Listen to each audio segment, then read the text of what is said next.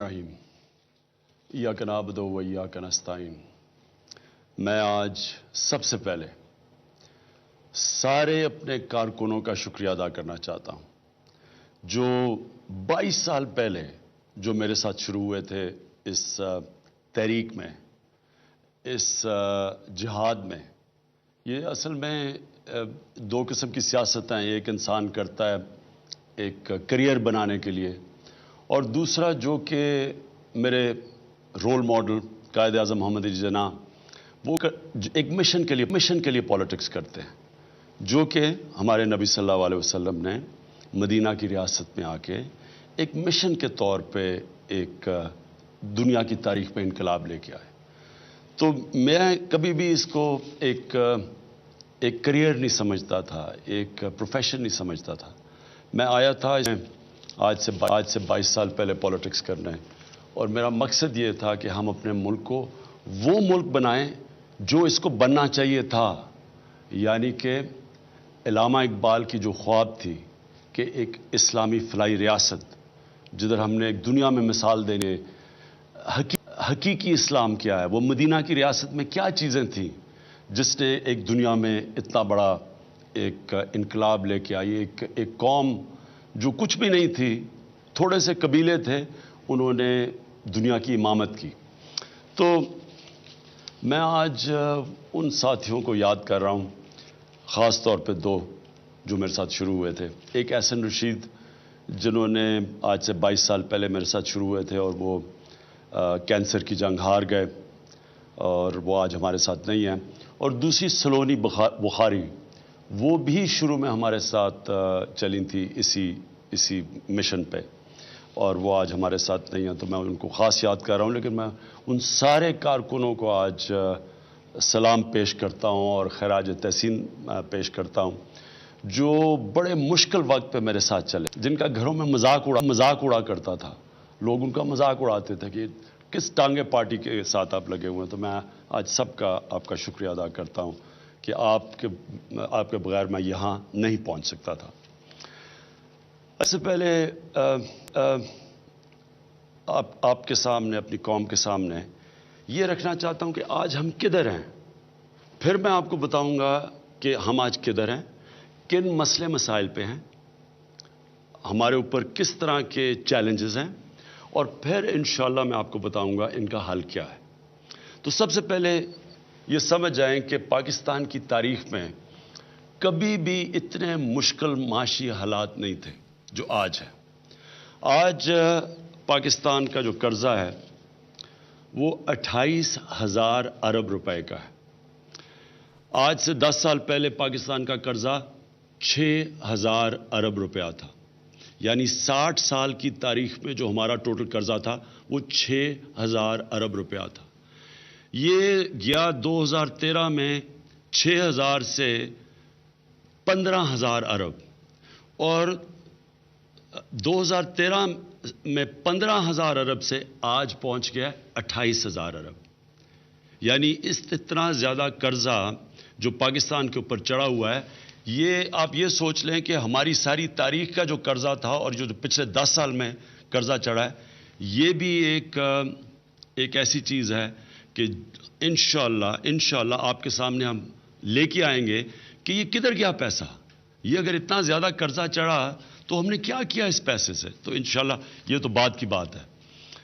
जो आपको दूसरी चीज़ समझनी चाहिए वो ये कि आज हमारे हालात ये हैं कि हम जो कर्ज़ों के ऊपर हम सूद दे रहे हैं, उस सूद को देने के लिए हमें कर्जे लेने पड़ते हैं। यानी कर्जे उतारने के लिए नहीं, कर्जों के ऊपर, सूद के ऊपर आज हम कर्जे ले रहे हैं। जो आखिरी साल था पीपल्स पार्टी की हुकूमत का, उनका जो सालाना बैरून मुल्क का कर्जा था वो था $2 अरब। ये पिछले एक साल में हर महीने हमें $2 अरब का कर्जा लेना पड़ रहा है। जब पीपल्स पार्टी की गवर्नमेंट गई 2013 में, तो $60 अरब हमारा बैरूनी मुल्क का कर्जा था। आज $95 अरब है। और ये है असल मुल्क का मसला कि हमारे बैरून मुल्क के कर्जे इतने ज़्यादा बढ़ गए हैं कि आज آج ہمارا جو روپے کے اوپر پریشر ہے وہ سارا ہے ہی اس وجہ سے کہ ہمارے بیرون ملک کے قرضے اتنی تیزی سے بڑھے اور ادھر پہنچ گئے ہیں کہ آج ہمیں مشکل سب سے زیادہ پڑی ہوئی ہے کہ ہم کیسے یہ واپس کریں. میں اس کے اوپر بھی آؤں گا ابھی کہ ہم نے یہ کیسے حل کرنا ہے. گھبرانے کی بات نہیں ہے, میں آپ کو انشاءاللہ اس کا حل بتاؤں گا. لیکن میں دوسری چیز جو آپ کو بتانا چاہتا ہوں وہ یہ کہ ایک طرف قرضے چڑھے ہوئے ہیں, ایک طرف پاکستان کی ہیومن ڈیولپمنٹ انڈیکس, یعنی کہ جو ایک معاشرہ اپنے انسانوں کے اوپر خرچ کرتا ہے اور انسانوں کے جو حالات ہیں وہ میں آپ کو بتانا چاہتا ہوں. یہ یونائٹڈ نیشنز UNDP کی رپورٹ ہے, یعنی یہ عمران خان نہیں کہہ رہا, یہ UNDP کی رپورٹ ہے. اس کے مطابق ہمارے پاکستان کے اندر دنیا میں ہم وہ 5 ملکوں میں سے ہیں جو سب سے زیادہ ہمارے بچے 5 سال کی عمر سے کم مرتے ہیں گندا پانی پینے کی بیماریوں سے. یہ دنیا میں ہم 5 ان ملکوں میں ہیں جدھر سب سے زیادہ بچے مرتے ہیں. ان 5 ملکوں میں پاکستان ہے جدھر سب سے زیادہ ہماری عورتیں ڈیلیوری کے وقت مرتی ہیں. دنیا میں یہ ہم ٹاپ 5 ملکوں میں سے ہیں. ہم بدقسمتی سے ان دنیا کے ملکوں میں سے ہیں جدھر سب سے زیادہ ایک بیماری ہے, اور یہ سب سے افسوسناک چیز ہے. اس کو کہتے ہیں سٹنٹڈ گروتھ. سٹنٹڈ گروتھ کا مطلب یہ کہ جو بچے ہیں ان کو جب خوراک پوری نہیں ملتی, ان کو نیوٹریشن پوری نہیں ملتی, تو وہ نہ ان کے ذہن پوری طرح, ان کا دماغ پوری طرح بڑھتا ہے اور نہ وہ قد پہ پہنچتے ہیں. میں آج یہ لوگوں کو بتاتا رہا ہوں, لوگوں کو سمجھ نہیں آتی. تو یہ میں آج آپ کو ایک پکچر دکھا رہا ہوں. یہ اگر آپ پکچر دیکھیں, اس میں ایک طرف 2 سال کا بچہ دکھایا ہوا ہے جس کی ایک نارمل برین ہے, یعنی وہ اس کو صحیح غذا مل رہی ہے اور اس کی جو ذہن ہے وہ صحیح طرح بڑا ہو رہا ہے. ایک طرف یہ ہے, اور دوسری طرف یہ آپ بچہ دیکھ رہے ہیں کیونکہ اس کو غذا پوری نہیں مل رہی, آپ دیکھ رہے ہیں کہ اس کا جو پورا دماغ ہے وہ پوری طرح بڑھ ہی نہیں رہا.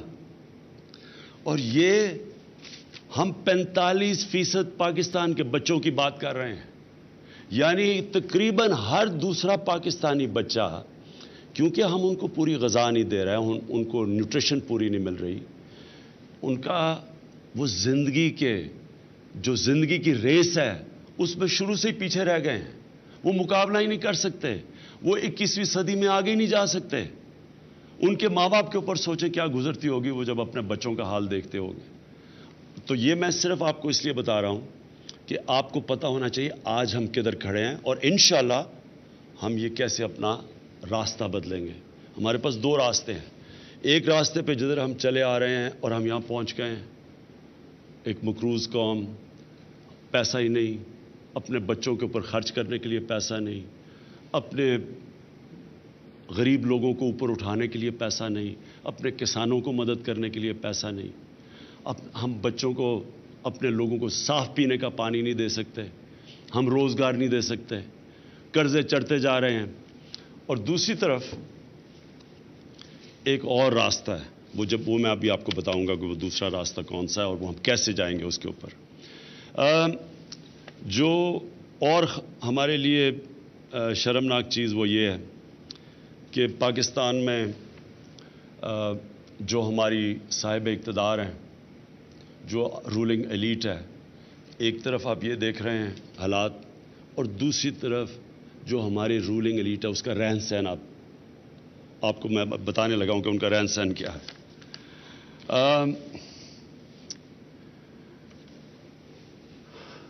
پرائم منسٹر, پاکستان کا جو پرائم منسٹر ہے اس کے ہیں 524 ملازم.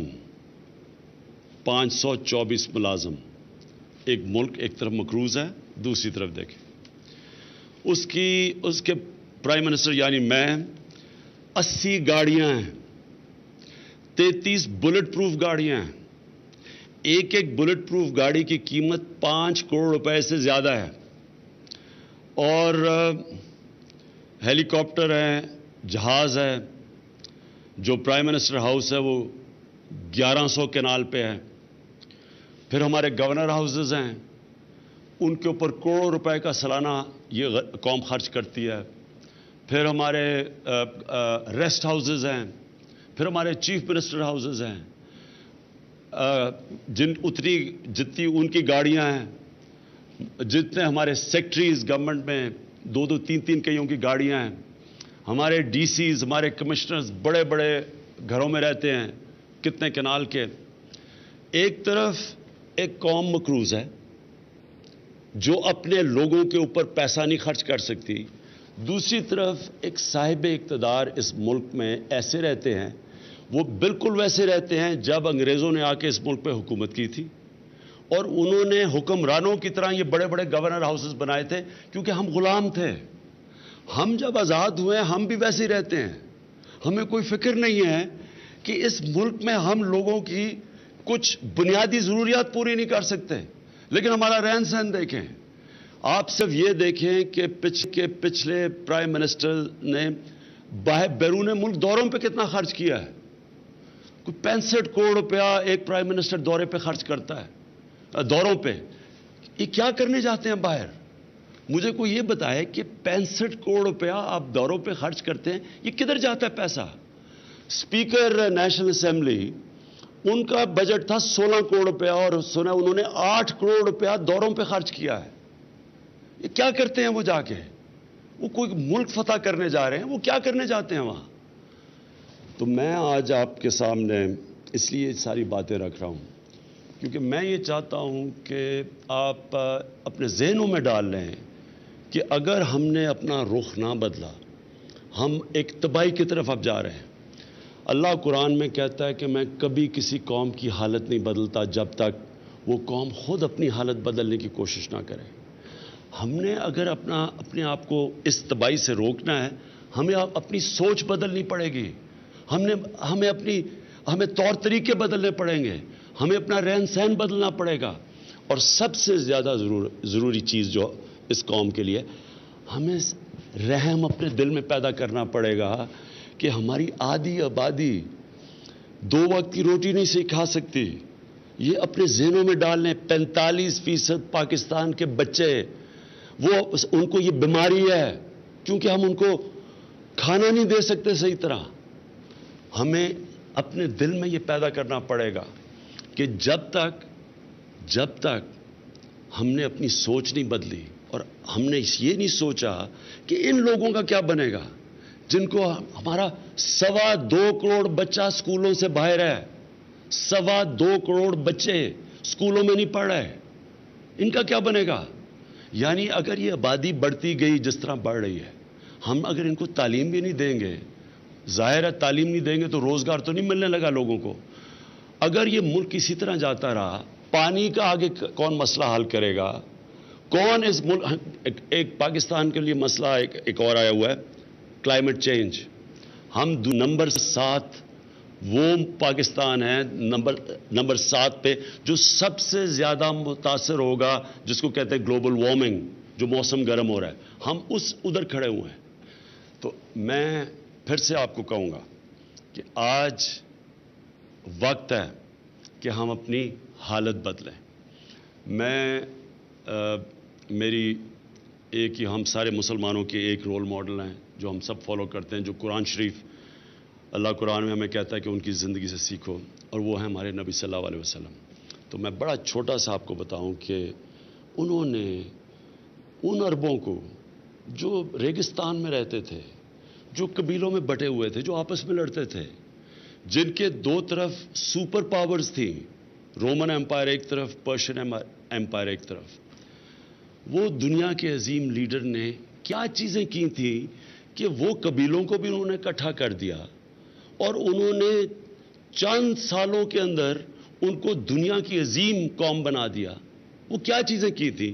میں ذرا صرف وہ پرنسپلز پہلے آپ کو بتانا چاہتا ہوں، کیونکہ وہ پرنسپلز جو قوم اپناتی ہے وہ اوپر چلی جاتی ہے۔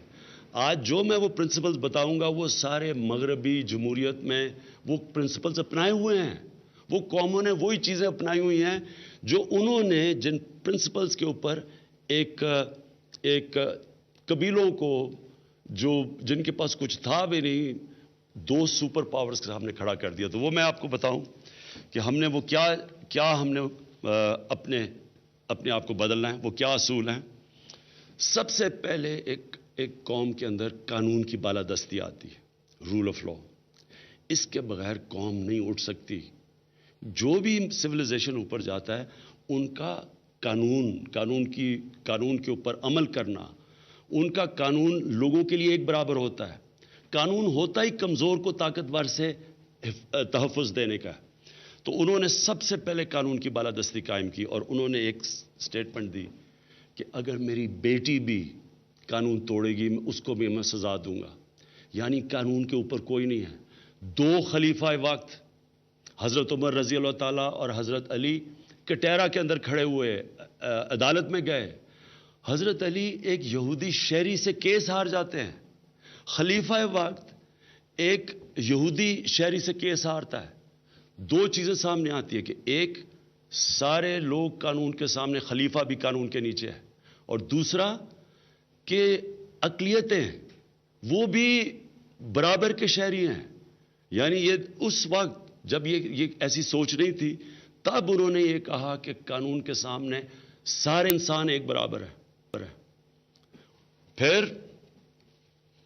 انہوں نے زکوٰۃ، اب زکوٰۃ کا کانسیپٹ یہ کیا چیز تھی؟ زکوٰۃ کا مطلب کہ حیثیت کے مطابق لوگ ٹیکس دیں گے۔ جتنا زیادہ میرے پاس پیسہ اتنا زیادہ میرے پر ذمہ داری، میں ان کے لیے پیسہ خرچ کروں جن کو اللہ نے زیادہ نہیں دیا۔ یہ اس کو کہتے ہیں پروگریسو ٹیکسیشن۔ یہ آج مغرب کے اندر ہے۔ آپ یہ جو بڑے، جن کو میں بڑی سویلائزڈ قومیں کہتا ہوں، اسکینڈینیویا، یہ ناروے، سویڈن، ڈنمارک، اگر آپ وہاں دیکھیں تو وہاں پروگریسو ٹیکسیشن ہے۔ پیسے والے لوگ ٹیکس دیتے ہیں، ان کے ٹیکس سے نچلے طبقے کی بنیادی ضروریات پوری کی جاتی ہیں۔ تعلیم، غریبوں کی اعلیٰ تعلیم، اعلیٰ علاج ہسپتالوں میں، بے روزگار ہو جائے ان کو پیسے ملتے ہیں، عدالت میں جائیں ان کے لیے حکومت وکیل کر کے دیتی ہے۔ یہ آج یہ ساری چیزیں مغرب میں، یہ مدینہ کی ریاست میں چیزیں آئی تھیں۔ زکوٰۃ حیثیت کے مطابق زیادہ پیسے لیتے تھے، وہ پیسے سے معذوروں کو، بیواؤں کو، یتیموں کو، غریبوں کو اسٹیٹ ان کی مدد کرتی تھی۔ اور پھر مدینہ کی ریاست کے اندر حضرت عمر کی کال تھی کہ اگر کتا بھی بھوکا مرے میری ریاست میں ذمہ دار ہوں۔ یعنی صرف انسانوں کی ذمہ داری نہیں تھی، جانوروں کی بھی ذمہ داری تھی۔ آج مغرب میں یہ ہے، مغرب میں آج آپ کو کتے نہیں بھوکے مرتے دیکھتے۔ اب جانوروں کے لیے وہاں جگہ بنی ہوئی ہیں، ان کے لیے ہسپتال ہیں، وہ نہیں آپ کو سڑکوں پہ ملتے بھوکے مرتے ہوئے۔ جو آج ہمارے انسانوں کا حال ہے وہ جانوروں کا ان کا بہتر حال ہے۔ وہ جو اصولوں کے اوپر انہوں نے کھڑا مدینہ کی ریاست جو بنائی تھی، میرٹ کا نظام تھا۔ آج مغرب میں بہترین میرٹ کا نظام ہے۔ آج ہمارے میرٹ دیکھیں، وہاں دیکھیں، اور میرٹ کا نظام یہ تھا کہ جو بھی ڈیزرو کرتا ہے۔ خالد بن ولید نے مسلمانوں کو تقریباً شکست دے دی تھی جنگ احد میں، لیکن ان کو انہوں نے سپہ سالار بنایا ہمارے نبی صلی اللہ علیہ وسلم نے۔ میرٹ، جو مسلمان اوپر گئے تھے، میرٹ کا نظام تھا۔ آج آپ یہ ساری چیزیں دیکھ لیں، یہ ساری چیزیں مغرب میں ہیں، یہاں نہیں ہیں۔ پھر ذمہ داری کیا تھی؟ جو ملک کا جو خلیفہ تھا، جو ملک کا سربراہ ہے، اس کی ذمہ داریاں کیا تھی؟ سب سے پہلے صادق اور امین، سچا انسان۔ یہ آج مغرب کے اندر دو ان کے امریکن پریزیڈنٹ نکالا گیا جھوٹ بولنے پہ، برطانیہ کا پرائم منسٹر جھوٹ بولنے پہ نکالا گیا۔ تو صادق اور امین وہ مدینہ کی ریاست میں سب سے عظیم لیڈر، سارے خلیفہ۔ دوسری چیز، اپنے آپ کو عوام کے سامنے احتساب کے لیے پریزنٹ کرتے تھے۔ حضرت عمر مسجد میں کھڑے تھے، عام آدمی نے پوچھا، اے عمر کدھر سے کپڑے لیے؟ جواب دیا انہوں نے کہ ہاں جی، میں نے یہ میرے بیٹے سے پیسہ لیا۔ یعنی کہ حکمران قانون سے اوپر نہیں، اور وہ جواب دہ بھی ہے۔ آج مغرب میں ان کے سارے ڈیموکریسیز کے اندر لیڈر جواب دہ ہیں، عوام کو جواب دہ ہیں کہ اگر وہ بتائیں کہ ان کو پیسہ کدھر سے آیا۔ پھر کانفلکٹ آف انٹرسٹ، حضرت ابوبکر جب خلیفہ بنے اپنے کپڑے کی دکان فوری طور پہ بند کی۔ کیوں؟ کیونکہ انہوں نے کہا کہ باقی کپڑے کے والے جو دکاندار ہیں وہ میرا مقابلہ نہیں کر سکے، میں وقت کا خلیفہ ہوں۔ آج مغرب کے اندر یہ قانون ہے. ہمارے صرف ایک چیز دیکھ لیں کہ ہمارے جتنے بھی صاحب اقتدار ہیں, یہ اقتدار میں آنے سے پہلے ان کے پاس کیا تھا اور آج ان کے پاس کیا ہے. یعنی اقتدار میں آتے ہی پیسہ بنانے کے لیے. مغرب کے اندر جو جمہوریتیں آگے گئی ہیں وہاں آپ کو اجازت نہیں ہے, آپ اقتدار سے ذات کو فائدہ نہیں پہنچا سکتے. اور یہ 1400 سال پہلے مدینہ کی ریاست میں یہ قانون بنا کہ کوئی اقتدار سے فائدہ نہیں اٹھا سکتا تھا. پھر تعلیم, سب سے زیادہ زور نبی صلی اللہ علیہ وسلم نے جنگ بدر کے بعد پہلے سے کہہ دیا کہ پیسہ بھی نہیں تھا ان کے پاس, ہتھیار بھی نہیں تھے, لیکن انہوں نے جب تعلیم کو ترجیح دی سب کے اوپر کہ جو بھی مکہ کا قیدی 10 لوگوں کو پڑھا لکھا دے وہ آزاد ہو سکتا ہے. تو ایک عظیم انسان نے, عظیم دنیا کے لیڈر نے اپنی قوم کو بتایا کہ تعلیم کے بغیر ایک قوم آگے نہیں بڑھتی. آج ہمارا حال دیکھ لیں, 2.25 کروڑ بچے اسکولوں سے باہر ہیں. آج آپ سوچ لیں مغربی کتنا وہ پیسہ خرچ کرتے ہیں تعلیم کے اوپر. تو جو پرنسپلز مدینہ کی ریاست میں بنائے گئے تھے وہ پرنسپل آج مغرب میں ہیں, اور ہم ایک بھی چیز نہیں اس کے اوپر چل رہے. تو یہ جو آج میں نے آپ کو شروع میں, آپ نے گھبرانا نہیں ہے. آپ کو یہ جو میں نے چیزیں بتائی کہ ہمارے حالات کتنے برے ہیں, یہ حالات اس لیے برے ہیں کہ ہم کوئی بھی اس اصول پہ نہیں چل رہے جس کے لیے یہ ملک بنا تھا. یہ ملک اس لیے نہیں بنا تھا کہ وہاں جناب ہندو یہاں پیسے والے تھے تو وہ جا کے تب پاکستانی پیسے والے آ گئے, مسلمان پیسے والے آ گئے. اس لیے نہیں یہ ملک بنا تھا. یہ ملک بنا تھا جو علامہ اقبال, جو میں سمجھتا ہوں کہ پچھلے 500 سال میں سب سے عظیم مسلمان ذہن تھا, انہوں نے یہ ایک خواب تھا کہ ہم ایک ان اصولوں کے اوپر کھڑا کریں گے ایک ملک کو جس کے اوپر نبی صلی اللہ علیہ وسلم مدینہ کی ریاست بنائی تھی. اب میں آپ کو بتاتا ہوں کہ ہم نے اب کرنا کیا ہے. اور میں آپ کو یہ بھی بتا دوں کہ میری زندگی گزری ایسی ہے کہ ساری زندگی مجھے لوگ کہتے تھے کہ یہ بھی نہیں ہو سکتا, کرکٹر نہیں بھی بن سکتے, کپتان نہیں بن سکتے, تیز بولر نہیں بن سکتے, ہسپتال نہیں بن سکتا, پھر دیہات میں پرائیویٹ سیکٹر یونیورسٹی نہیں بنا سکتا, پھر 2 پارٹی سسٹم میں تیسری پارٹی نہیں آ سکتی. یہ ساری زندگی میں سنتا رہا ہوں. میں ساری زندگی ایک چیز سیکھی ہے, مقابلہ کرنا. میں انشاءاللہ آپ سب کو, آپ نے میری ٹیم بننا ہے, اور میں آپ کو اب یہ جدھر ہم کھڑے ہیں میں آپ کو مقابلہ کر کے دکھاؤں گا ہم کیسے نکلیں گے اس سے. تو شروع کروں گا اپنے آپ سے. میں پہلے یہ جو ہماری 524 ملازم ہیں, میں ایک تو پرائم منسٹر ہاؤس میں نے آپ کو بتایا میں نہیں رہ رہا. میں نے ایک جو ملٹری سیکٹری کا باہر پرائم منسٹر ہاؤس کے باہر جگہ ہے, ان کا گھر ہے, اس میں رہ رہا ہوں. 3 بیڈ روم کا وہ گھر ہے. 2 ملازم رکھوں گا, اور یہ 2 گاڑیاں رکھوں گا. وہ 2 گاڑیاں اس لیے رکھوں گا کہ وہ اس لیے کہہ رہے ہیں کہ سیکیورٹی کا ایشو ہے. اصل میں اپنے گھر میں رہنا چاہتا تھا, میں یہ بھی پیسہ نہیں خرچ کرنا چاہتا تھا, لیکن کیونکہ ہماری ایجنسیز نے بتایا کہ میری جان کو خطرہ ہے اور مجھے سیکیورٹی کی ضرورت ہے, اس لیے میں یہاں رہ رہا ہوں. نہیں تو میں آرام سے بنی گالا میں رہ سکتا تھا تاکہ کوئی بھی خرچہ نہ ہو.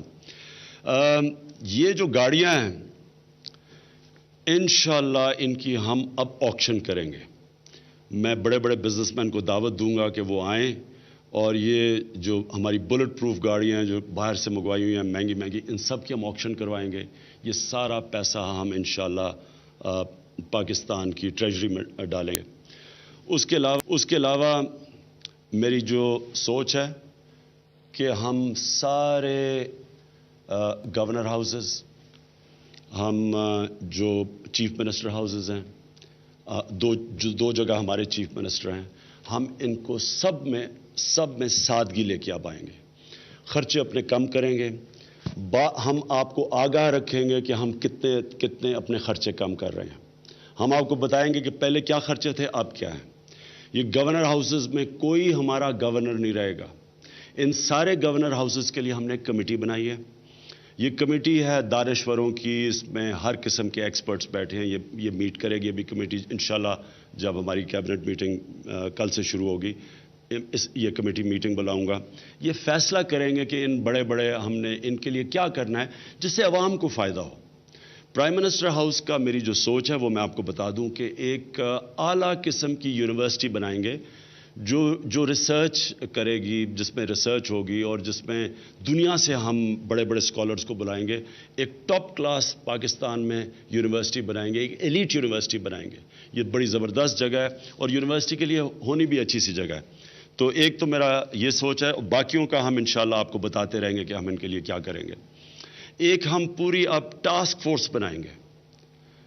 ڈاکٹر عشرت حسین کے نیچے یہ ٹاسک فورس بنے گی اور اس کا کام ہی ہوگا کہ ہم اس ملک میں خرچے کم کریں. ہر ڈپارٹمنٹ بائی بیوروکریسی کے اندر ہر جگہ جدھر خرچے اتنے بڑے ہوئے ہیں اور عوام کا پیسہ خرچ ہو رہا ہے شاہانہ رہن سہن میں، ہر جگہ اب ہم نے خرچے کم کروانے اور لوگوں کو یہ احساس دلوانا. اور میں آپ کو بھی چاہتا ہوں کہ آپ کو یہ احساس ہونا چاہیے کہ ہم نے یہ جو بھی پیسہ ہم اپنے اوپر خرچ کرتے ہیں، ہم ان کا پیسہ لیتے ہیں جو بیچارے 2 وقت کی روٹی نہیں کھا سکتے، جو ہمیں بچوں کو پڑھا نہیں سکتے. یہ ہمیں اپنا مائنڈ سیٹ چینج کرنا ہے. نئے پاکستان میں نئی سوچ کی ضرورت ہے. ہم نے یہ پیسہ بچا کے پہلے ان لوگوں پہ خرچ کرنا ہے جو ہمارا طبقہ پیچھے رہ گیا، جن کو ہم معاشرے نے ہماری ریاست نے پیچھے چھوڑ دیا، جن کو ہم نے موقع ہی نہیں دیا کہ وہ بھی آ کے اوپر مقابلہ کریں. تو ڈاکٹر عشرت کے نیچے یہ ٹاسک فورس بنے گی اور اس کا مقصد ہی صرف یہ ہوگا کہ ہم اپنے خرچے کم کریں. میں یہ بھی ایک آپ سب کے سامنے آج کہنا چاہتا ہوں کہ یہ ہماری بڑی بری عادت ہے اور یہ پڑ گئی ہے عادت کہ ہم باہر کے ملکوں سے امداد اور قرضوں پہ گزارا کرتے رہے اور ہمیں کوئی برا نہیں لگتا کہ یہ ہم لوگوں کے پاس یہ پیسے مانگنے کبھی چلے جاتے ہیں. کبھی ہمارے جو سربراہ ہوتا ہے کبھی کسی ملک سے پیسہ مانگتا ہے، کبھی کہیں قرضے لیتے ہیں. ابھی ہم پتہ ہے جی IMF سے اب ہم نے قرضے لینے ہیں. دیکھیں کوئی ملک بھی ترقی ایسے نہیں کرتا. کوئی ملک جو کھڑا ہوتا ہے وہ اپنے پیر پہ کھڑا ہوتا ہے. قرضہ ہوتا ہے ایک چھوٹے سے وقت کے لیے، ایک مشکل وقت آتا ہے. مثلا جرمنی اور جاپان تباہ ہو گئے دوسری جنگ عظیم میں، انہوں نے قرضہ لیا ایک پیریڈ کے لیے، اس کے بعد وہ قوم اپنے پیر پہ کھڑی ہو گئی. ہمیں اپنے پیر پہ کھڑا ہونا ہے. ہم یہ ایسے جیسے ہم گزارا کرتے آئے ہیں اب تک ہم نہیں کر سکتے، اب ویسے اگلے قرضہ دینے کے لیے تیار نہیں ہے. اور جو قرضہ بھی دیں گے، دیکھیں جو قرضہ دیتا ہے نا وہ پھر آپ کی آزادی لے جاتا ہے، آپ کی عزت چلی جاتی ہے. اب آپ کو کتنا برا لگے گا، پتہ نہیں آپ کو برا لگے گا نہیں، مجھے کتنا برا لگے گا کہ میں باہر جا کے لوگوں سے پیسے مانگوں. کہ کبھی کسی ملک میں جا رہا ہوں پیسے مانگنے، کہ کبھی کسی ملک پہ جا رہا ہوں. میں اپنے ملک کے لیے شوکت خانم کے لیے پیسہ مانگنے کے لیے میں پاکستان کی سڑکوں پہ نکلا ہوں، لیکن پاکستانیوں سے پیسہ مانگ رہا تھا.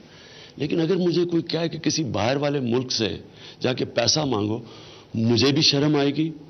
اور آپ کے لیے کتنا برا ہوگا کہ جب ایک ملک کا سربراہ پیسے مانگتا ہے تو سارے ملک کی عزت چلی جاتی ہے. دیکھیں دنیا اس کی عزت کرتی ہے جو اپنی عزت کرتا ہے. جو قوم اپنی عزت نہیں کرتی، جس میں قومی غیرت نہیں ہوتی، وہ دنیا اس کی عزت نہیں کرتی. ہمیں برا لگتا ہے. میں کئی دفعہ ہوا ہوں، ہم باہر گئے ہیں، پاکستانیوں کو علیحدہ وہ لائن میں کھڑا کر دیتے ہیں اور دنیا کے لوگ جا رہے ہوتے ہیں پاسپورٹ دے کے چلے جاتے ہیں. کتنی شرم کی بات ہے ہمارے لیے. لیکن یہ ہمارا قصور ہے، یہ دنیا کا قصور نہیں ہے. ہم جو ہاتھ پھیلا کے دنیا کے سامنے پہنچتے ہیں. تو میں انشاءاللہ میرا یہ ارادہ ہے کہ اس قوم کو میں نے اپنے پیر پہ کھڑا کرنا ہے. ہم نے کبھی کسی کے سامنے ہاتھ نہیں پھیلانے. ہم نے ایک عظیم قوم بننا ہے. عظیم قوم بنتی ہے قربانیاں دے کے. وہ بیکاریوں کی طرح بھیک مانگنے سے کوئی قوم عظیم نہیں بنتی. ہم نے اپنے پیر پہ کھڑا ہونا ہے. اور کیسے، وہ میں اب آپ کو بتاتا ہوں. پیسہ اکٹھا کرنا ہے ہم نے. اس 20 کروڑ لوگوں کے اندر 8 لاکھ لوگ صرف ٹیکس دیتے ہیں. 20 کروڑ عوام میں 8 لاکھ لوگ اگر ٹیکس دیں گے، وہ ملک زیادہ دیر نہیں چلے گا. یہاں پیسے والے لوگ ہیں, بڑے بڑے گھروں میں رہتے ہیں, بڑی بڑی گاڑیاں چلاتے ہیں, ٹیکس ہی نہیں دیتے. جو انشاءاللہ میں آپ کے سامنے وعدہ کرتا ہوں, سب سے پہلے میں نے ایف بی آر کو ٹھیک کرنا ہے. ہماری پہلی کوشش ہوگی کہ جو ایف بی آر ہے, جس میں کرپشن اتنی زیادہ ہے, لوگوں کو اعتماد نہیں ہے, وہ ٹیکس ہی نہیں دیتے. پہلے تو ہم ایف بی آر کو ٹھیک کریں گے. اس کے بعد میں عوام کو یہ اعتماد دوں گا کہ آپ کے ٹیکس کی میں حفاظت کروں گا, آپ کا ٹیکس آپ پہ خرچ کروں گا. پوری یہ جو ہم یہ کیمپین چلائیں گے, اب آسٹیرٹی کیمپین, سادگی کی, یہ چلتی جائے گی مسلسل. ہم ہر روز آپ کو بتائیں گے کہ ہم نے عوام کا کتنا پیسہ بچایا. لیکن جب ایک طرف ہم پیسہ بچا رہے ہیں, یہ آپ کی ذمہ داری ہے کہ آپ ٹیکس دیں. اس کو جہاد سمجھیں آپ, کہ آپ نے اپنے ملک کی غیرت کے لیے ٹیکس دینا ہے. آپ اگر ٹیکس بچاتے ہیں, آپ اپنے ملک کو نقصان پہنچاتے ہیں. جب آپ کی حیثیت ہے ٹیکس دینے کی اور آپ ٹیکس بچاتے ہیں, تو یاد رکھیں یہ جو غریب لوگ ہیں بیچارے, جن کو ہم نہ پڑھا سکتے ہیں, نہ پانی دے سکتے ہیں, بیچارے جو کن حالات میں رہ رہے ہیں, کچی بستیوں میں جا کے دیکھیں, کراچی میں کبھی جا کے دیکھیں, وہ گندے نالے کے ساتھ بچے وہاں چیزیں اٹھا کے کھا رہے ہیں. یعنی ہم یہ کیسے برداشت کر سکتے ہیں؟ تو ہم نے یہ سوچنا ہے کہ یہ جو ہم ٹیکس دیں گے, اس کو یہ سمجھیں کہ اللہ کے لیے دے رہے ہیں. جس طرح ہم زکوٰۃ دیتے ہیں, یہ ہم نے دینا ہے اپنے نچلے طبقے کو اوپر اٹھانے کے لیے. اور انشاءاللہ میں آپ کو یہ ثابت کروں گا کہ ہم نے اگر یہ اپنی ریفارمز کر دی, ہم نے آپ کو یہ اعتماد دلوا دیا کہ ٹیکس آپ کے اوپر خرچ ہوگا, انشاءاللہ ہم یہ کبھی بھی ہمارا خسارہ نہیں ہوگا. یہ جو آج ہمارے سارے مسئلے یہ ہیں کہ ہمارے خرچے زیادہ اور ہماری آمدنی کم ہے, انشاءاللہ ہم اپنی آمدنی پوری کریں گے. اس کے ساتھ ساتھ ہم ایک ٹاسک فورس بنا رہے ہیں, وہ ابھی میں اس کا اعلان کروں گا کہ جو پاکستان کے پیسے چوری ہو کے باہر گئے ہیں ملک سے, ہم نے پوری ایک ہائی پاور ٹاسک فورس بنانی ہے.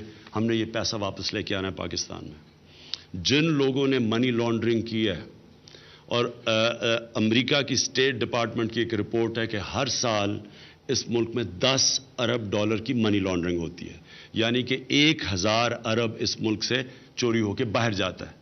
یہ ہمیں سب سے زیادہ نقصان پہنچا رہا ہے. یہ ہیں اصل اس ملک کے مجرم.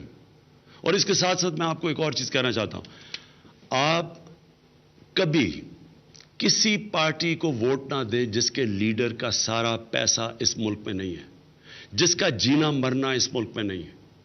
کیسا وہ لیڈر ہے جو اپنے ساری بزنس اور پیسے باہر رکھ رہا ہے اور آ کے لیڈری پاکستان میں کر رہا ہے؟ یہ آپ کی اپنی غلطی ہے. اگر قوم ایسے کرے گی کہ جو پیسہ نکال کے باہر لے کے جا رہا ہے, یعنی وہ کیسے وفاداری کرے گا قوم سے اگر اس کا اربوں روپیہ باہر پڑا ہوا ہے؟ اور جب باہر پیسہ پڑا ہوتا ہے تو وہ محتاج ہو جاتا ہے, وہ باہر سے کنٹرول ہو سکتا ہے.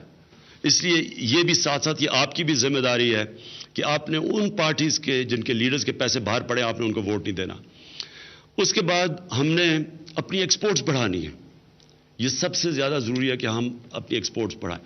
ایکسپورٹس تب بڑھیں گی کہ ہماری حکومت پوری مدد کرے گی انڈسٹریز کی, ایکسپورٹ کی جو انڈسٹری. اور انشاءاللہ وہ ہم نے پوری بزنس ایڈوائزری کونسل بنائی ہے, ان کے ساتھ ہم میٹنگ کریں گے. ہم ہر رکاوٹ ان کی ختم کرنے کی کوشش کریں گے, جو بھی رکاوٹ ہے ان کے راستے میں ایکسپورٹس کی. پھر انویسٹمنٹ ہے, اس ملک میں سرمایہ کاری لے کے آنی ہے. سرمایہ کاری کے لیے, سرمایہ کاروں کے لیے ہم انشاءاللہ وہ بھی ایک ون ونڈو آپریشن بنانے کی کوشش کریں گے. پرائم منسٹر سیکریٹریٹ کے اندر ایک آفس ہوگا جو صرف اور صرف جو انویسٹمنٹ لوگ پاکستان میں کر رہے ہیں, جو رکاوٹیں ان کے لیے, جو مشکلات ان کے لیے, انشاءاللہ ہم دور کریں تاکہ یہاں سرمایہ کاری بڑھے. پھر ہم نے اپنی اسمال اور میڈیم انڈسٹری, دیکھیں ایک ملک کی جو ریڑھ کی ہڈی ہوتی ہے نا, وہ چھوٹی انڈسٹری ہوتی ہے. جو چھوٹے انڈسٹریل, جو چھوٹا بزنس مین ہوتا ہے, جو چھوٹا سرمایہ کار ہوتا ہے, ان کے لیے اس وقت بہت بڑی رکاوٹیں ہیں. تو جو ورڈز ہیں کاسٹ آف ڈوئنگ بزنس, یعنی ان کے لیے اتنی رکاوٹیں ہیں, اتنی ریڈ ٹیپ ہے, اتنی مشکلات ہے کہ وہ انویسٹ نہیں کرتے. ان کے لیے انشاءاللہ آسانیاں پیدا کریں گے تاکہ وہ پیسہ انویسٹ کریں, پھر روزگار لوگوں کو ملے. اس کے بعد میں نے جو ہماری ایمبسیز ہیں ساری باہر, ان کو میں نے کل سے انشاءاللہ پیغام پہنچاؤں گا کہ جو ہمارے باہر پاکستانی کام کر رہے ہیں, جو اتنا بڑا اس ملک کا اثاثہ ہے, جو وہاں سے ہمیں پیسے بھیجتے ہیں، جس پیسے پہ ملک چلتا ہے، تقریباً $20 ارب باہر سے ریمیٹنسز آتی ہیں. ہم نے انشاءاللہ ان کے لیے آسانیاں پیدا کرنی ہیں.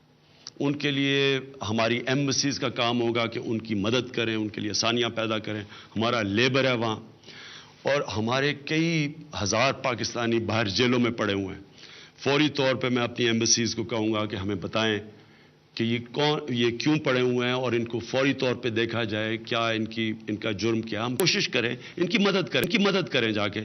ان کو یہ بتائیں کہ وہ لاوارث نہیں ہیں. ہم پاکستانی ان کے ساتھ کھڑے ہیں. اگر انہوں نے کوئی جرم کیا ہے یا وہ بے قصور ہیں، کئی لوگ بیچارے پتہ چلتا ہے یہ جو وار آن ٹیرر کے بعد ویسے ہی پکڑ لیتے ہیں لوگوں کو، تو انشاءاللہ اپنی ایمبیسیز سے ان کی پوری مدد کریں گے، کیونکہ یہ ہمارا بہت بڑا احساس ہے. اور پھر میں آ گیا اوورسیز پاکستانیز پہ. میں آج اوورسیز پاکستانیز کو خاص آپ سے بات کرنا چاہتا ہوں. دیکھیں، ہم انشاءاللہ آپ کے لیے یہاں انویسٹمنٹ کے لیے اپرچونٹیز پوری پیدا کریں گے. ہم یہ چاہیں گے کہ آپ اپنا پیسہ پاکستان لے کے آئیں، پاکستان کی بینکوں میں رکھوائیں. اس وقت ہمیں ڈالرز کی بہت کمی ہے، کیونکہ میں نے آپ کو شروع میں بتا دیا کہ ہمارا خسارہ اتنا بڑھ گیا، جو ٹریڈ گیپ ہے ہمارا، جو ہماری امپورٹ اور ایکسپورٹ میں اتنا بڑا گیپ آ گیا ہے کہ ہمیں ضرورت ہے اس وقت ڈالرز کی.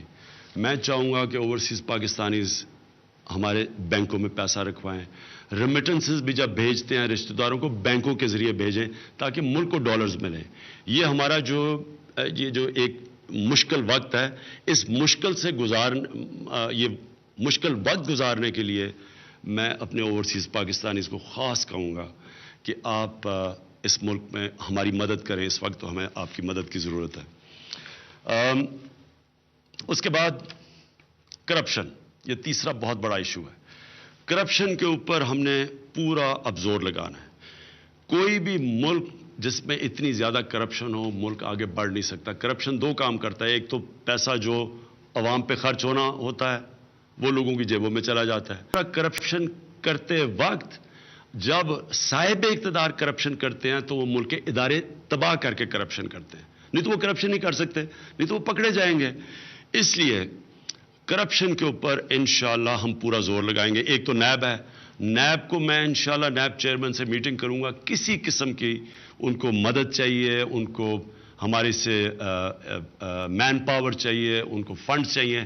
ہم ان کی پوری مدد کریں گے ان کو پاورفل بنانے کے لیے. اس کے ساتھ ساتھ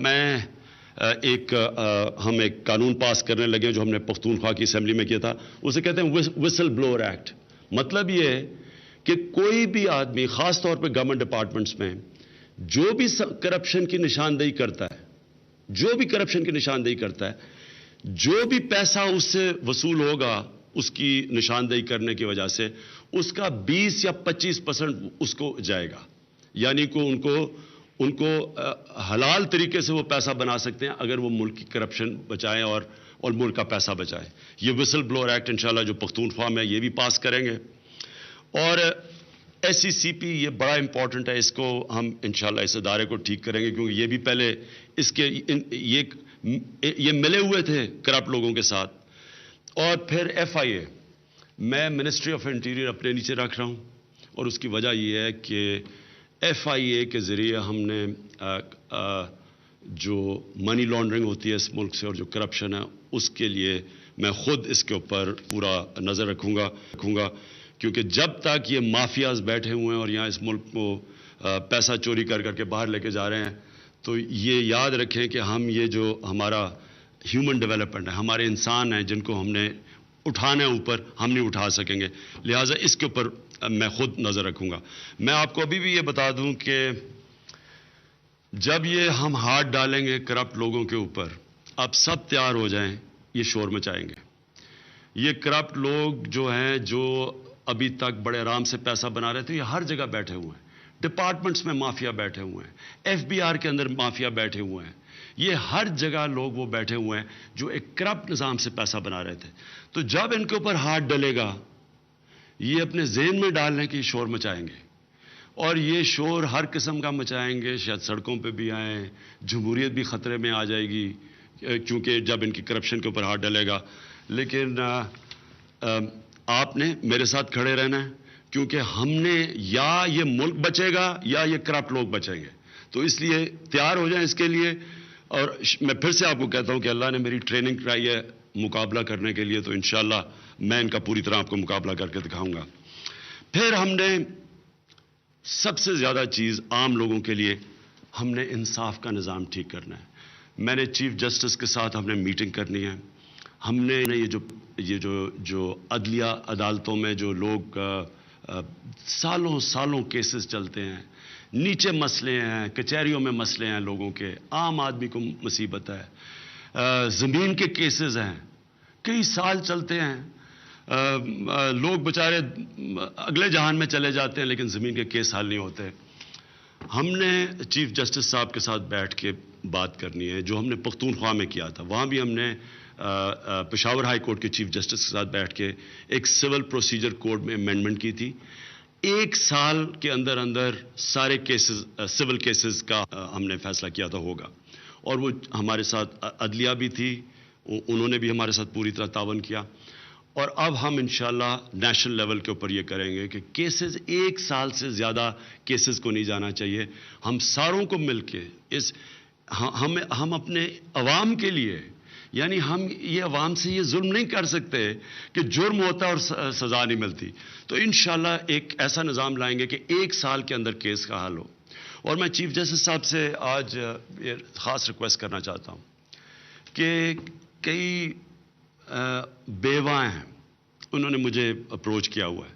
وہ بیچاری, ان کی زمینوں کے اوپر قبضے ہوئے ہیں, زمینوں کے کیسز ہیں, وہ بیچاری رل گئی ہیں, سالوں سالوں بیچارے گزر گئی ہیں اور ان کے کیسز کے حل نہیں ہوتے. تو میں چیف جسٹس سے ریکویسٹ کروں گا کم از کم جو بیواں ہیں ان کے پلیز کیسز حل کریں آپ, جو کہ زمینوں کے کیسز ہیں اور یہ بیچاری ان کے لیے بہت مشکلوں کا سامنا کرنا پڑ رہا ہے. میں آپ کو صرف ایک واقعہ بتانا چاہتا ہوں. جب میں شروع کی پالیٹکس تو مجھے ایک خاتون نے اپنے خون سے خط لکھا اور اس نے کہا کہ میں اور میری بیٹی ہم پولیس اسٹیشن جاتے ہیں, میرے ہسبینڈ کو کسی نے قتل کر دیا, ہم وہ قتل کا کیس کے لیے FIR کے پیچھے پولیس تھانے جاتے ہیں. وہاں وہ پولیس والے جان کے ہمارا کیس ڈیلے کرتے رہتے ہیں, ہمیں بار بار جانا پڑتا ہے اور ہمیں بری نظر سے دیکھتے ہیں. تو وہ کہتی کہ میری آج یہ حال ہے کہ میں اپنی بیٹی اور ہم کس کے پاس جائیں. تو میں انشاءاللہ میں آج سب کے سامنے آج وعدہ کرتا ہوں کہ یہ میرا عزم ہے کہ یہ جو ہمارا کمزور طبقہ ہے جن سے ظلم ہوتا ہے, یہ جو ہماری بیواں ہیں, ہمارے جو بیچارے غریب طبقہ ہے, جیلوں میں جب جیل میں تھا صرف غریب لوگ ہی نظر آتے ہیں.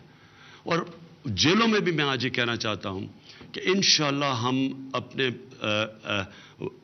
وکیلوں کے گروپس, وکیلوں کو بھیجیں گے جیلوں کے اندر. کم از کم جا کے دیکھیں جیل کے اندر جو پڑے ہوئے ہیں لوگ, ان سے دیکھیں تو صحیح کہ کیا ان کے مسئلے مسائل ہیں. کئی بیچارے فیس نہیں دے سکتے, جیلوں میں بیچارے پڑے ہوئے ہیں اور برے حالات میں رہ رہے ہیں, اور کئیوں کا صرف جرم ہے ان کی غربت. تو ہم نے ایک وہ بھی کرنا ہے. اور پھر پولیس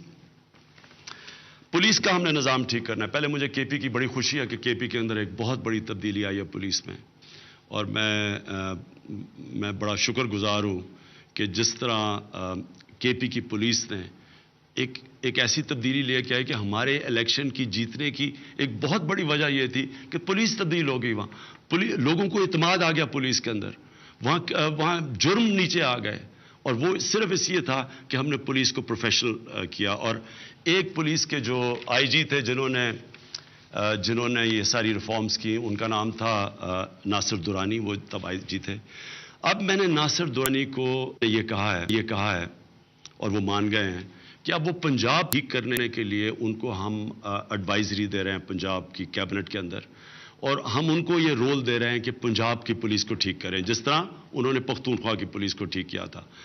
کیونکہ یہ پروونشل سبجیکٹ ہے, ہم اس وقت ڈائریکٹلی انٹرفیئر نہیں کر سکتے سندھ میں, لیکن ہم پوری کوشش کریں گے سندھ گورنمنٹ کے ساتھ مل کے کہ سندھ کی پولیس کو ٹھیک کیا جائے. اور ایک پولیس کا جو بڑا ایک افسوسناک اس ملک کا مسئلہ ہے, اور یہ پھیلتی جا رہی ہے بات, کہ بچوں سے بہت زیادتی ہو رہی ہے. قصور کا ایک کیس سامنے آ گیا, لیکن وہ کیونکہ سامنے آ گیا, اور اتنے زیادہ کیسز ہیں جب آپ سنتے ہیں، لیکن ماں باپ شرم آتی ہے، وہ بیچارے بات نہیں کرتے. تو میں نے پولیس کے ساتھ ہم نے مل کے یہ جو بچوں سے زیادتی ہوتی ہے ان کے اوپر ہم نے بڑا سخت ایکشن لینا ہے. اور انشاءاللہ ہمارے جو ہیومن رائٹس کی ہم نے منسٹری بنائی ہے، اس کا اصل مقصد بھی یہ ہوگا کہ یہ جو بچوں چائلڈ ابیوز جو ہے اس کے اوپر ہم پورا زور لگائیں ختم کرنے کے لیے. چھٹا ہے جی تعلیم کا زور سب سے زیادہ لگانا ہے سرکاری اسکولوں کے اوپر. اسکولز کے اندر جب تک تعلیم ٹھیک نہیں ہوگی ہم اپنے بچوں کو پڑھا نہیں سکیں گے، ملک اوپر نہیں آ سکے گا. اکثریت ہمارے بچے گورنمنٹ اسکولوں میں جاتے ہیں. گورنمنٹ اسکولوں کا برا حال ہے، اور کیونکہ گورنمنٹ اسکولوں کا برا حال ہے تنخواہ دار لوگ اپنے بچوں کو پرائیویٹ اسکولوں میں بھیجتے ہیں. اور پرائیویٹ اسکولوں کے اندر کئی دفعہ ریگولیٹڈ فیسز نہیں ہیں، فیسز بڑھ جاتی ہیں، کتابوں کے کاسٹ بڑھ جاتے ہیں.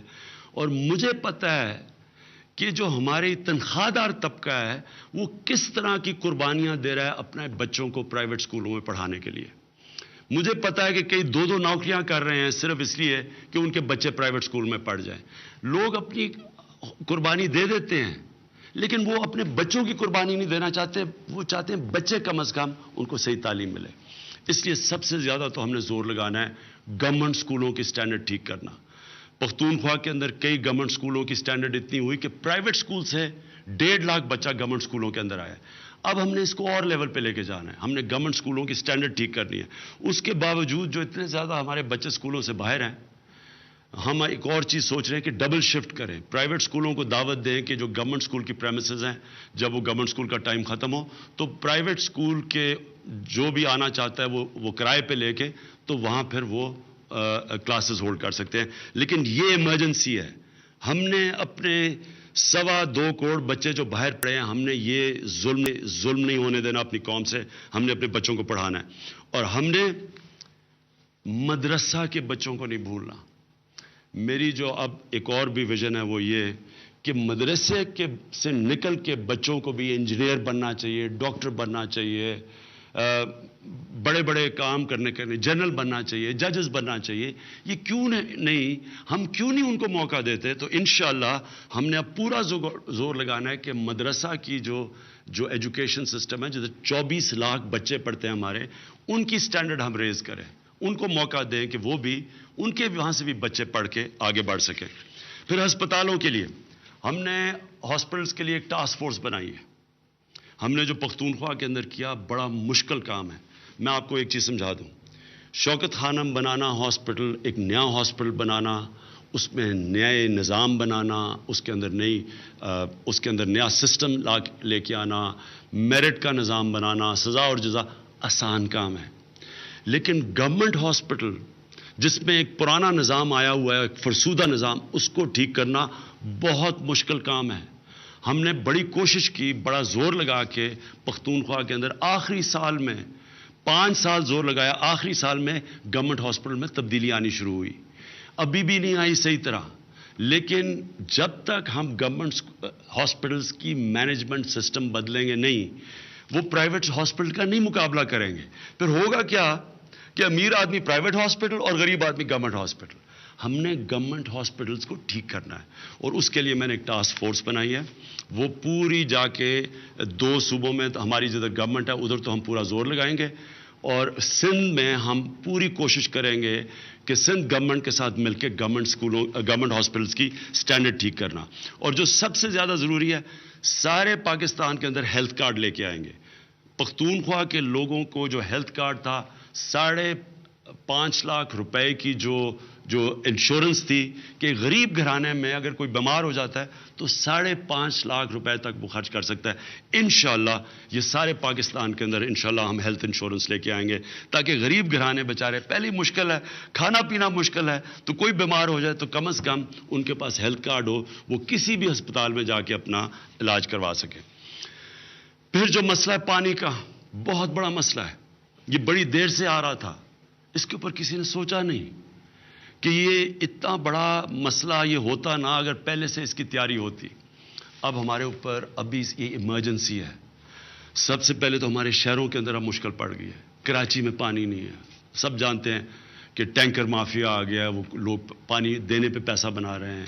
کیا حالات ہیں کراچی کے. یہ کوئٹہ کے اندر وہاں پانی نہیں ہے. اسلام آباد میں کئی علاقوں میں پانی نہیں ہے.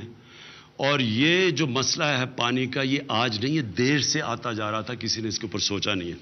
اس کے اوپر ہم پوری منسٹری بنا رہے ہیں پانی کے اوپر، اور پورا زور لگا رہے ہیں. پہلے شہروں میں کیسے پانی، پھر ہم نے کیسے پانی کو بچانا ہے. کسانوں کے لیے ہم نے پوری کوشش کرنی ہے کہ ان کو نئے طریقے بتائے جائیں کہ پانی کس طرح بچا سکتے ہیں، کیونکہ زیادہ تر پانی فصلوں کے لیے کسان دیتے ہیں، لیکن جو طور طریقے ہیں دنیا میں بڑے زبردست طریقے ہو گئے ہیں پانی بچانے کے لیے، اسپرنکلر سسٹم وغیرہ وغیرہ، ڈرپ ایریگیشن. یہ پوری ہم کسانوں کی مدد کریں گے. اس کے اوپر کینالز، یہ جو نہروں کی لائننگ کریں گے تاکہ اس میں بھی پانی بچ سکتا ہے. لیکن اس وقت ایک ڈیم بنانا تو اب ناگزیر ہو گیا ہے کہ بادشاہ ڈیم ہمیں ہر قیمت پہ بنانا پڑے گا، کیونکہ اگر ہم نے نہ بنایا تو آگے جا کے ہمیں بہت بڑے مسئلے آئیں گے. اس کا ڈیم کیوں نہیں بنتی؟ ہمارے پاس پیسہ نہیں ہے. تو انشاءاللہ ڈیم کے لیے جس طرح چیف جسٹس نے بڑا زبردست انیشیٹو لیا ہے، یہ ساری قوم مل کے، بیرون ملک پاکستانیوں سے ہم مل کے پوری کوشش کریں گے کہ پیسہ اکٹھا کریں بادشاہ ڈیم بنانے کے لیے. پھر 9ویں چیز کسان. پاکستان میں اگر ہم نے سب سے تیزی سے اگر آگے بڑھنا ہے تو ہم کسانوں کی مدد کریں. کسانوں کے پاس جب تک پیسہ نہیں آئے گا وہ اپنی زمین پہ نہیں لگائیں گے، اور وہ زمین پہ نہیں لگائیں گے پیداوار نہیں بڑھے گی. تو گورنمنٹ نے مدد کرنی ہے کسان پیسہ بنائے، اور پیسہ تب بنائے گا جب ہم اس کے خرچے کم کریں اور پیداوار کی قیمت بڑھائیں اور اس کی ییلڈ بڑھائیں، یعنی کہ 1 ایکڑ سے وہ زیادہ پیداوار نکال سکے. اب اس کے لیے جو سب سے زیادہ ضرورت ہے وہ ہے ایگریکلچر ریسرچ. ہمارے پاس فیصل آباد یونیورسٹی زبردست ہوتی تھی، وہ ہم نے جس طرح باقی ادارے تباہ ہوئے وہ بھی پیچھے رہ گیا. تو سب سے ضروری ہے ایگریکلچر ریسرچ. ہم نے کسانوں کے لیے ریسرچ کرنی ہے. یہ ہم سوچیں کتنی افسوس کی بات ہے کہ ہمارے بیچارے کسان ہندوستان سے سبزیوں کے بیج لیتے ہیں تاکہ ان کی پیداوار بڑھ جائے. ہم کیوں نہیں کر سکتے؟ تو انشاءاللہ ہم پورا زور لگائیں گے کسانوں کی ہر طرح مدد کرنے کے لیے. لیکن ریسرچ سب سے زیادہ ضروری ہے. پھر پانی کا بہتر استعمال کرنا وہ پھر دوسری چیز، اور کیسے وہ پیداوار بڑھا سکتے ہیں. اس کے بعد ہم نے بڑی ضروری ہیں سول سروس ریفارمز. یعنی حکومت پالیسی بنائے گی، اور اگر پالیسی کو سول سروس اس کو ایکسیکیوٹ نہیں کرے گی صحیح طرح، اگر سول سروس اپنا کام نہیں کرے گی تو ہم تو جو مرضی پالیسیز بناتے جائیں. 60 کی دہی میں 1960s میں پاکستان کی سول سروس سارے ایشیا میں بہترین سول سروس مانی جاتی تھی. ہمارے بڑے بڑے پروجیکٹ ہماری اپنی سول سروس نے کیے تھے. ہماری سول سروس دنیا میں اس کی اچھی ریپوٹیشن تھی. ہماری بدقسمتی، ہم نے سیاسی مداخلت سے، میرٹ ختم کر کے، پروفیشنلزم ختم کر کے آج ہماری سول سروس وہ اس معیار کی نہیں رہی.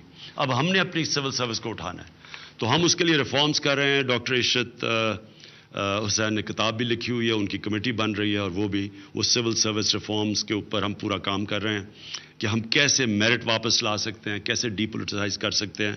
میں سول سرونٹس کو ایک پیغام دینا چاہتا ہوں کہ دیکھیں، انشاءاللہ ہماری حکومت میں کسی قسم کی ہم سیاسی مداخلت نہیں ہونے دیں گے. آپ ڈیلیور کریں، ہم آپ کی سپورٹ کریں گے. آپ کی افیلیشن جس مرضی جماعت سے ہے، یہ مجھے اس سے کوئی فرق نہیں پڑتا. مجھے صرف یہ چاہیے کہ آپ میرے ملک کے لیے کام کریں. میں آپ سے جو دوسری چیز یہ چاہتا ہوں، ہم آپ کو پوری عزت دیں گے.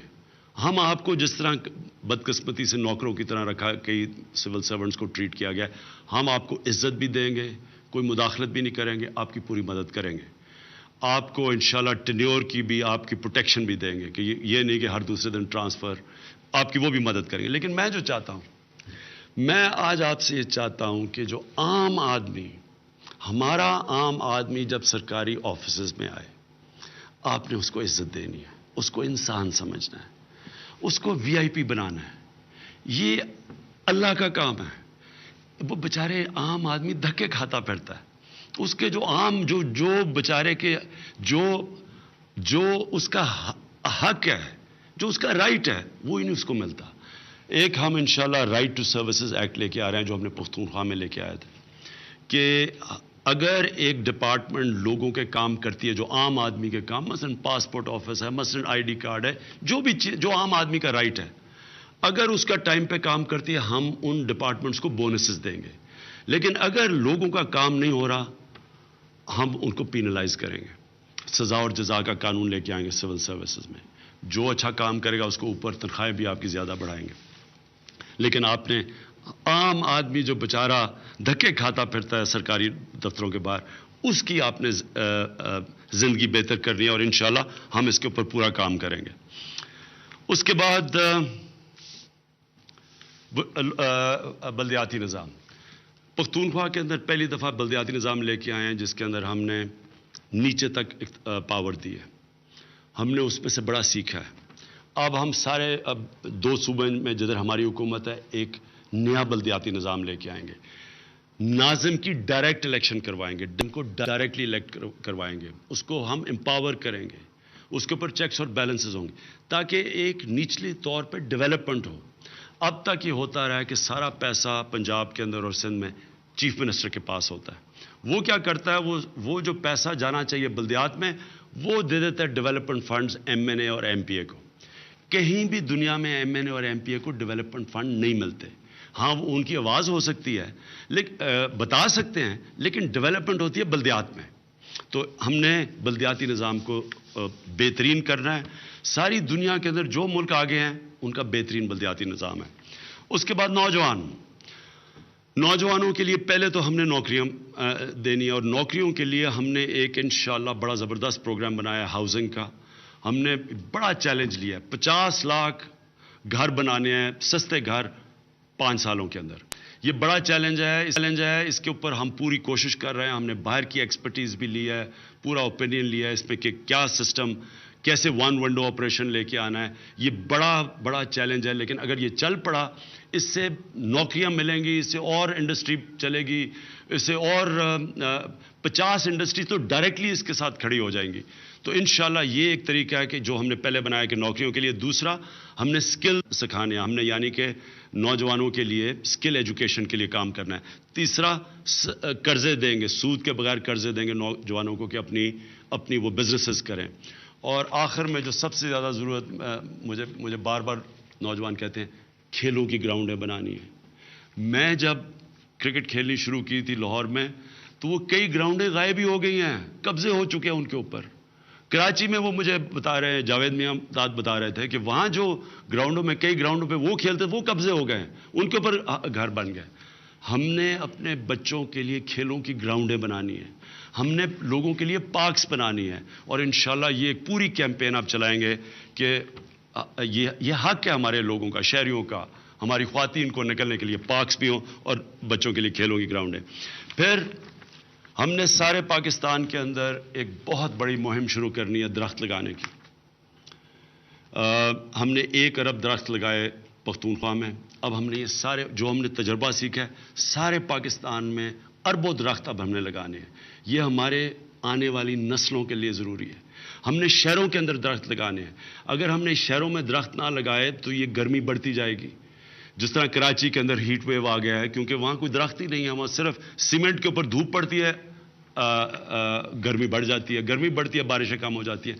لہٰذا ہم نے یہ بہت بڑی چیز ہے کہ ہم نے ایک بڑے پیمانے کے اوپر پاکستان کو ہرا کرنا ہے. اور یہ ایک سارے ہمارے اپنے نوجوانوں کو ہم ساتھ ملائیں گے. ہمارا ایک نوجوان آبادی ہے، ان کو ہم ساتھ ملائیں گے اور انشاءاللہ ایک بڑے پیمانے پہ کیمپین کریں گے پاکستان کو ہرا کرنے کے لیے. اس کے ساتھ ساتھ ہم نے پولوشن، ہوا کی پولوشن جو کہ اس وقت لاہور میں نومبر آنے والا ہے، انتہا کی پولوشن ہے، بیماریاں ان سے پھیلتی ہیں، پتہ نہیں سے کتنی ہمارے بچوں کو اور بوڑھوں کو کتنا افیکٹ ہوگا. تو اس لیے ایک بڑے پیمانے پہ پولوشن کے اوپر ہم نے پورا زور لگانا ہے. ہم نے منسٹر پورا رکھا ہوا ہے انوائرمنٹ کا، امین اسلم کو، اور انہوں نے پولوشن کے اوپر بھی، درخت لگانے پہ بھی. اور جو تیسری چیز ہے گندگی، حدیث ہے کہ آدھا ایمان صفائی ہے، اور ہم جتنا اپنے ملک میں گندگی پھیل گئی ہے، کراچی میں ہم نے کراچی کو بدلتے دیکھا ہے. کہاں ایک صاف ستھرا شہر اور کہاں گندگی کے اندر گندگی ہے. اور پھر ہم سمندر کو بھی برباد کر رہے ہیں گند سمندر کے اندر ڈال کے. تو یہ پوری ایک کیمپین کرنی ہے ہم نے. اپنے ملک میں ہم نے دریا صاف کرنے ہیں, اپنی ہوا صاف کرنی ہے. یہ جو سارا گند پڑا ہوا ہے اس کے لیے ویسٹ ڈسپوزل کے لیے ہمیں کوئی ضرورت نہیں ہے کہ باہر سے ہم کمپنیز لے کے آئیں. ہمارے پاس اتنی زیادہ یہاں ملک میں بے روزگاری ہے, اپنے آپ کو آرگنائز کرنا ہے اور ہم نے اب اپنی صفائی شروع کرنی ہے اس ملک کی. تو یہ میرا بہت بڑا ٹارگٹ ہے کہ پاکستان انشاءاللہ 5 سال کے بعد ایسا لگے کہ جیسے آپ کسی دنیا کے یورپ کے ملک میں جاتے ہیں اور آپ کو صفائی نظر آتی ہے. اور یہ کوئی بڑی مشکل چیز نہیں ہے, اس کے لیے ارادہ چاہیے صرف. اور پھر ٹورزم, جتنا زیادہ پاکستان میں ٹورزم کا پوٹینشل ہے کسی کو اندازہ نہیں ہے. میں ان چند پاکستانیوں میں سے ہوں جو سارا پاکستان پھرا ہوں, دنیا بھی پھرا ہوں. میں آج آپ کو کہہ رہا ہوں کہ انشاءاللہ جو ہم نئے ریزورٹس کھولنے جا رہے ہیں, آپ سوئٹزرلینڈ بھی چلے جائیں تو آپ کو اتنی خوبصورتی نہیں ملے گی. انشاءاللہ ہر سال 4 نئے ہم نے ریزورٹس کھولنے ہیں. یہ الیکشن نہ آتا تو ابھی 4 ریزورٹس کھل چکے ہوتے پختونخوا میں, لیکن ہر سال ہمارا ہے کہ 4 نئے ریزورٹس کھولنے ہیں. ٹورزم کو ہم نے فروغ دینا ہے. ہم نے جو ابھی تک کسی نے سوچا نہیں ہے, اتنی خوبصورت ہماری سمندر کے ساتھ ساتھ بیچز ہیں, ہم کیوں نہیں ہم ان کو انشاءاللہ اب ڈیولپ کریں گے. ہماری فیملیز جائیں وہاں. کراچی میں کوئی جگہ ہی نہیں ہے جانے کے لیے, اتنی بڑی آبادی ہے. اور پھر باہر سے لوگ آئیں گے, گوادر کے پاس جائیں, اتنی خوبصورت بیچز دنیا میں نہیں ہے کہیں. تو انشاءاللہ ہم اپنی بیچز کا بھی استعمال کریں گے اور اپنے خوبصورت علاقوں کا بھی. پھر فاٹا, 3-4 چیزیں جو ہمیں میں آپ کو بھی بتا دوں ہمیں بڑا مشکل آنے والی ہے, اور اس کے لیے بڑا ایک مضبوط عزم چاہیے, ارادہ چاہیے اس کو ٹھیک کرنے کے لیے. سب سے پہلے فاٹا کے اندر بہت برے حالات ہیں. جنگ کی وجہ سے ابھی تک وہاں تباہی ہے. وہاں وہاں نارمل حالات نہیں ہیں. تو جلدی سے جلدی ہم کوشش کریں گے کہ فاٹا اور کے پی ضاموں مرج کیا جائے اور فاٹا کے اندر ڈیولپمنٹ شروع کی جائے, اور جلدی سے جلدی لوکل گورنمنٹ الیکشن کروائیں گے تاکہ ان کے ذریعے ڈیولپمنٹ شروع کی جائے. یہ بہت بڑا ایشو ہے فاٹا کا, اور یہ بڑا ہمیں سوچ سمجھ کے کرنا پڑے گا. یہ آسان نہیں ہے لیکن اس کے علاوہ راستہ کوئی نہیں ہے. دوسری چیز بلوچستان ہمارا پیچھے رہ گیا ہے. بلوچستان کے اندر حالات برے ہیں, اور انشاءاللہ ہماری حکومت اب بلوچستان میں پورا زور لگائے گی. ہم پوری کوشش کریں گے کہ جو لوگ ناراض بھی ہیں, جو ملیٹنٹس بھی بن چکے ہیں, ہم پوری کوشش کریں گے ان کو ساتھ لے کے آئیں. جو بھی ایشوز ہیں بلوچستان کے انشاءاللہ ہم حل کریں گے اور پورا زور لگائیں گے, جس میں میں خود پورا زور لگاؤں گا. ساؤتھ پنجاب کا جو ہم نے فیصلہ کیا کہ یہ اس کا صوبہ بنے گا, یہ بالکل بننا چاہیے. 12 کروڑ کا پنجاب ہے, ایک بیٹھ کے 12 کروڑ کا پنجاب کی حکومت نہیں ہو سکتی صحیح طرح. تو انشاءاللہ ہم اس کے اوپر بھی فوری طور پہ کام شروع کریں گے. اور کراچی کی میں پھر سے بات کر دوں, کراچی اگر نہیں اٹھے گا, کراچی پاکستان کا فائنینشیل کیپٹل ہے. اگر کراچی کے حالات اچھے نہیں ہوں گے, پاکستان کے معاشی حالات اچھے نہیں ہوں گے. تو کراچی کے لیے ٹرانسپورٹ ہم نے کرنی ہے, اور وہ انشاءاللہ ہم سندھ حکومت کے ساتھ پوری مدد کریں گے. کراچی کی پولیس, جو ساری سندھ کی پولیس, لیکن کراچی میں لا اینڈ آرڈر رینجرز صرف نہیں رکھ سکتے, پولیس کو ٹھیک کرنا پڑے گا. کراچی کا جو یہ گندگی ہے, کوڑا کرکٹ ہے, یہ اس کے لیے ہمیں صفائی کرنی پڑے گی. اور کراچی کا پانی کا بہت بڑا ایشو ہے, اور اس کے لیے ہم پورے پروگرام بنا رہے ہیں, ڈیسیلیشن پلانٹ بھی اور بھی کہ ہم نے کیسے کراچی کے لوگوں کو پانی دینا ہے. ہماری نیشنل ایکشن پلان 20 پوائنٹس تھے, یہ ساری پارٹیز کا متفق فیصلہ تھا. اس کے اوپر ہم انشاءاللہ پورا کام کریں گے امپلیمنٹ کرنے کے لیے. گورنمنٹ کا کام ہے کہ جو ساری پارٹیز نے 20 پوائنٹس کا نیشنل ایکشن پلان کے اوپر ساری پارٹیز مانی ہوئی ہیں, انشاءاللہ یہ ہم پوری طرح امپلیمنٹ کریں گے, کیونکہ دہشت گردی کو ہم نے اس ملک سے ختم کرنا ہے. امن جب تک نہیں آئے گا اس ملک میں خوشحالی نہیں آ سکتی. فارن پالیسی, میرے سارے جتنے بھی پاکستان کے ہمسائے ہیں ان سب سے میری بات ہوئی ہے, ان سب نے مجھے ٹیلی فون کیا, ان کا شکریہ. انشاءاللہ ہم سارے ہمسایوں سے اپنے تعلقات بہترین کریں گے. پاکستان کو امن کی ضرورت ہے. میں پھر سے کہہ رہا ہوں, امن جب تک نہیں آتا ہم اپنے یہ جو ہمارا آدھی آبادی غربت کی لکیر یا اس سے نیچے ہے, ہم اس کو اوپر نہیں اٹھا سکتے. تو ہماری پوری کوشش ہوگی کہ ہم سارے ہمسایوں سے اپنے بہترین ریلیشن شپ کریں. جو میرا آخری پوائنٹ ہے وہ یہ کہ ہم انشاءاللہ کو ایک فلاحی ریاست بنانا چاہتے ہیں. شروع تو ہم اس طرح کریں گے کہ جو ہمارے جو بچے سڑکوں پہ ہیں، جن کو اسٹریٹ چلڈرن کہتے ہیں، ان کے لیے ہم نے ہماری ذمہ داری ہے، یہ بچے ہمارے ہیں، ہم اگر ان کا دھیان نہیں رکھ سکتے تو اور کون رکھے گا؟ تو جو ہمارے اسٹریٹ چلڈرن ہیں، ہماری بیوہ عورتیں ہیں جن کے لیے برے حالات میں رہتی ہیں، اور ہمارے معذور ہیں جو ہینڈیکیپڈ ہیں، ان سب کی ہم نے ذمہ داری لینی ہے۔ میں یہ چاہتا ہوں، میں آخر میں صرف آپ سب سے جو اپنی قوم سے کہنا چاہتا ہوں، دیکھیں میں چاہتا ہوں کہ ہم اپنے دل میں رحم پیدا کریں۔ انسانوں کے اور جانوروں کے معاشرے میں فرق ہے۔ جانوروں کے معاشرے میں سروائیول آف دا فٹسٹ، جس کی لاٹھی اس کی بھینس۔ جانوروں کے معاشرے میں رحم نہیں ہوتا۔ انسانوں کے معاشرہ ہوتا ہی وہ ہے جس میں انصاف ہوتا ہے اور جس میں رحم ہوتا ہے، جس میں آپ کو فکر ہوتی ہے اس طبقے کی جو پیچھے رہ گیا ہے۔ آج اگر ہم نے اس کو فلاحی ریاست جس کے لیے ایک عظیم خواب کا نام تھا پاکستان، اگر ہم نے بنانا ہے تو ہم نے ان اصولوں پہ جانا پڑے گا جن اصولوں کے اوپر مدینہ کی ریاست بنائی گئی تھی۔ مدینہ کی ریاست میں نبی صلی اللہ علیہ وسلم نے کیا کیا تھا؟ سوچے انہوں نے رومن ایمپائر سے کوئی قرضے مانگے تھے یا پرشین ایمپائر سے، یا انہوں نے کوئی امداد مانگی تھی؟ انہوں نے اپنے لوگوں کو کھڑا کر دیا تھا۔ انہوں نے انسانوں کے اوپر ساری توجہ دی تھی، ان کی تعلیم پہ، ان کو انصاف دینے پہ، ان کی بنیادی ضروریات پوری کرنے پہ۔ انہوں نے صادق جو وقت خلیفہ تھے یا جو ہمارے نبی صلی اللہ علیہ وسلم جب سارے عرب کے اوپر بھی فتح کر دیا تو انہوں نے اپنی زندگی نہیں بدلی، انہوں نے محلات نہیں بنائے، سادگی اختیار کی۔ تو میں آج اپنی قوم سے آپ سب کے سامنے کہتا ہوں، میں آپ کو سادہ ترین زندگی گزار کے دکھاؤں گا۔ صرف مجھے جو سیکیورٹی کی وجہ سے جو مجھے مسئلے آتے ہیں اس کی وجہ سے مجھے یہ گارڈز وغیرہ رکھنے پڑتے ہیں۔ میں آپ کو ایک پیسہ آپ کا بچا کے دکھاؤں گا، آپ کا پیسہ میں بچاؤں گا، اور وہ سارا اپنی اس 50% نچلے طبقے کے اوپر خرچ کرواؤں گا۔ کوئی بزنس میں نہیں کروں گا۔ جب ایک حکمران بزنس کرتا ہے تو وہ نقصان پہنچاتا ہے ملک کو، اس لیے جب تک آپ کی وجہ سے میں اقتدار میں ہوں، کوئی بزنس میں نہیں کروں گا، کوئی کسی قسم کی یعنی آپ اپنے ذہن میں ایک چیز ڈال لیں کہ جو لوگ آپ کے مخالف ہیں، جو آپ کے دشمن ہیں، جو آپ کا پیسہ چوری کرتے ہیں، وہ میرے دشمن ہیں۔ میرا ان سے کسی سے کوئی ذاتی لڑائی نہیں ہے۔ میرا صرف مسئلہ یہ ہے کہ جو لوگ آپ کا پیسہ چوری کر کے ملک سے باہر لے کے جاتے ہیں وہ آپ کی تباہی کرتے ہیں، تو آپ نے میری مدد کرنی ہے اپنا پیسے کی حفاظت کرنے کے لیے۔ کون سا انسان ہے کہ جس کے گھر میں چوری ہو رہی ہو اور وہ چپ کر کے بیٹھے کہ نہیں جی پولیس خود ہی پکڑ لے گی؟